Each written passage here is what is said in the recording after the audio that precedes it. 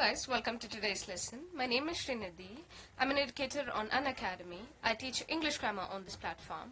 You guys can follow me on Unacademy by downloading the Unacademy Learning app on your phone, and please do check out the YouTube channel as well.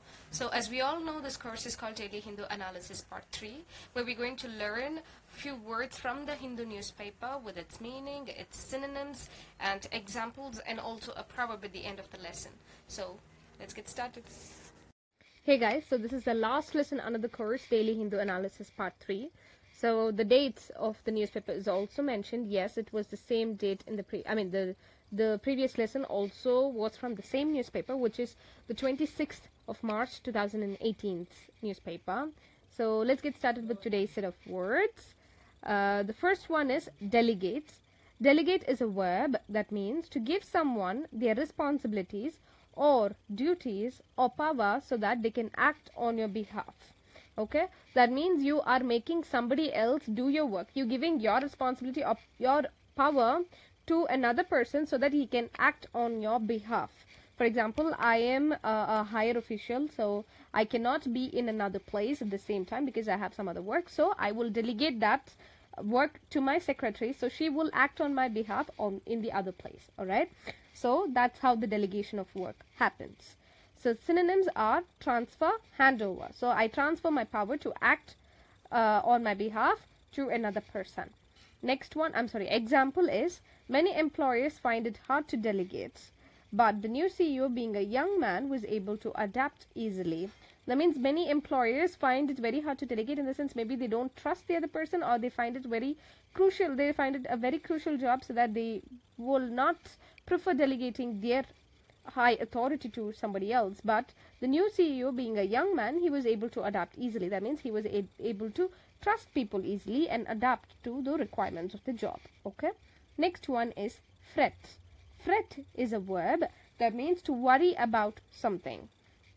If you worry about something, you're fretting about it. Synonyms: brood or agonize. So brooding is fretting again. Agonize is also the synonym of fret. Example: my sister was fretting about her long lost passion for arts the whole night. So she was brooding over her long lost passion for arts the previous night.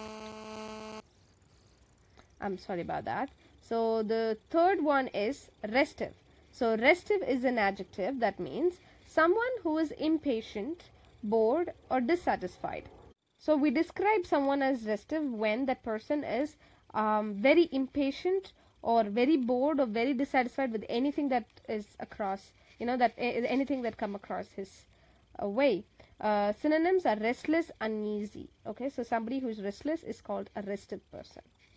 So synonyms, example: the audience grew restive due to the delay in the opening of the play. That means the audience became restless. They were impatient for the play to start. So the audience grew restive. Okay.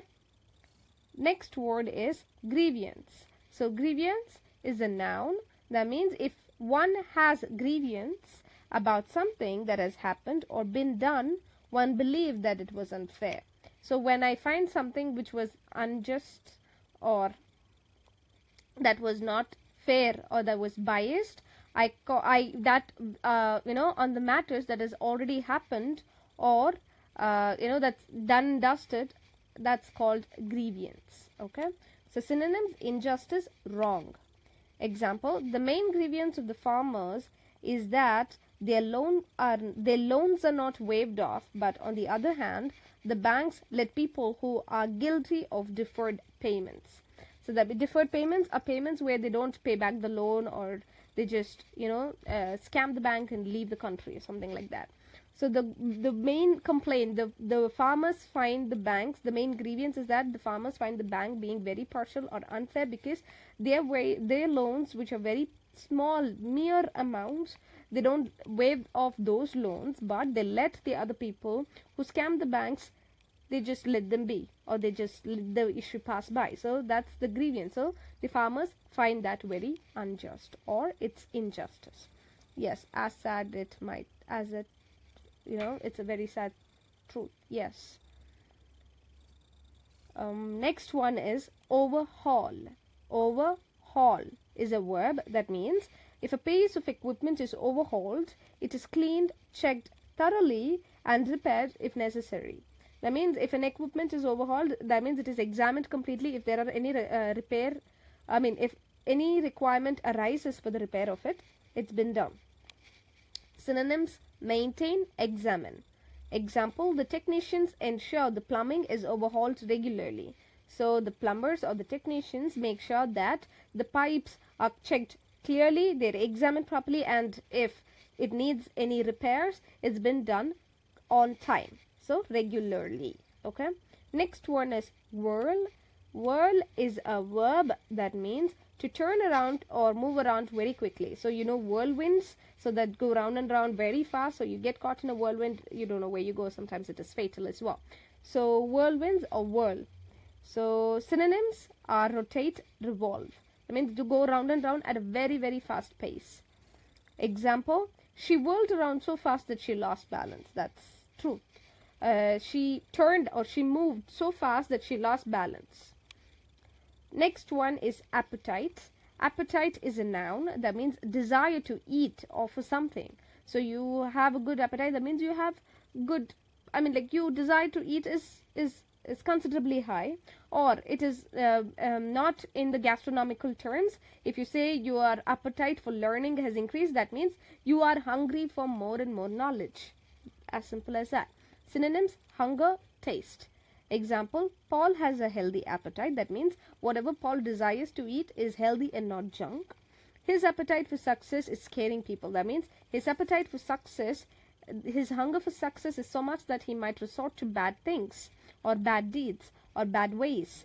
So that is scaring people. Okay. So yes, so the French say bon appétit before you start eating. So good appetite, have a good appetite. That means eat well. Now I'll give you guys the pronunciation of the words once again before we start with the proverb for the day. First one is delegate, that is to, give someone else the responsibility or power to act on your behalf. Next one is fret, that is to feel bad about something or worry about something. Next one is restive, so people who are restless or impatient is called restive. Grievance is something that you find is unfair or unjust about that has already happened. Overhaul is if equipment is overhauled, that means it is checked and repaired regularly. Whirl is to turn around or move around in a very fast pace, at a very fast pace, sorry. Next one is appetite, is your hunger or desire to eat or desire for anything in general. So here we come to the proverb for the day. So the proverb that I suggested in the previous lesson was, you can lead a horse to water, but you can't make him drink it. Yes, this one seems like, something that your father might tell you. So you can lead a horse to water, but you can't make him drink it means you can advise somebody. You can give them opportunities, but you can't get into the issues and make decisions on behalf of them. I can only give you guys the insight. I can only give somebody, I can only tell them what to do and what not to do. And deciding what to do and what not to do is up to that specific person. For example, you get a job offer. So I will help you. Maybe, I give you the opportunity to attend an interview. I give you advice as to how to crack an interview. I give you, all the other necessary help that you would require in that specific domain. But after you get the job, it is up to you whether you decide to go for it or, not to take up the job, because I can only lead you towards it. I cannot force you to take it. I cannot, force an animal to drink water. It will drink it if it wants. So that's, that's what it means. So we can advise a person or give them the opportunity, but we can't make them follow or do it.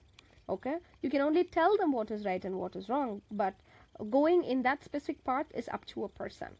So you cannot get into their heads and choose for them or make them follow it or, do anything at all, because that's one's personal choice. You can only make way for them but not make them follow the way. Okay? Example: Kim was given an opportunity to take up the job, but the rest is up to her. As the saying goes, you can lead a horse to water but not make him drink it.